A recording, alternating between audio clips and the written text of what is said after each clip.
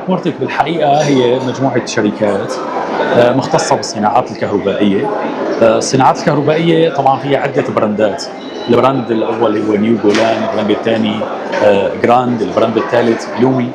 الحقيقة نحن شركة تعنى بصناعة الكهرباء A to Z، يعني من الألف إلى الياء كما يقال، اعتبارا من البلاستيك اللي نحن نسحب ممكن نحن مادة نصنعه عنه البروبلين الأساسية. بوليكربونات بالحقيقه وليست بروبولين. أيوة. لان نحن بالحقيقه في موضوع مهم جدا لازم هو الحرارة.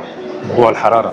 البروبولين قابل للاشتعال، صحيح، وهذا بشكل أنا حبيت أنبه على الموضوع هذا تماما. اما البوليكربونات اللي بتنحط هي غير قابله للاشتعال، وبالتالي هي ماده مخمده للحرق.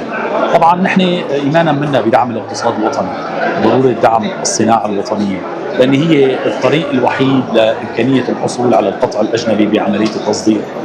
كان لابد من اقامه هذا المشروع في سوريا وفي مدينه حلب بالذات، اللي هي مهد الصناعه السوريه. انطلقنا بالاول من 17 سنه بالصين، ومن ثم جربنا ان نحن نعمل معمل بمدينه حلب، والان نحن عمر الشركه بحدود 17 سنه في مدينه حلب. طبعا نحن بنطالع كل هي المنتجات اللي انتم عم تشوفوها امامكم، من المفتاح الكهربائي الى البريز الكهربائي الى الشاسيه الى البلاك، بكل انواع البرايز طبعا، ومن كل انواع الطاقات الكهربائيه والمآخذ الكهربائيه. دكتور، أنا لي سؤال، هي خطوط الإنتاج كلها صناعة وطنية أم في شيء مستورد؟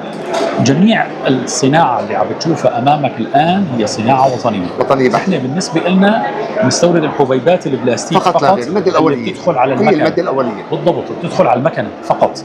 الباقي نحن كله نعتمد على الصناعة داخل مصنعنا، يعني حتى النحاس نحن بنسحبه في المصنع عنا وبنشكله في المصنع عنا وبيتشكل عنا داخل الطاقة أو داخل البريز. أتمنى لكم النجاح ولنا اللقاء إن شاء الله تعالى، وشكرا لكم. شكرا.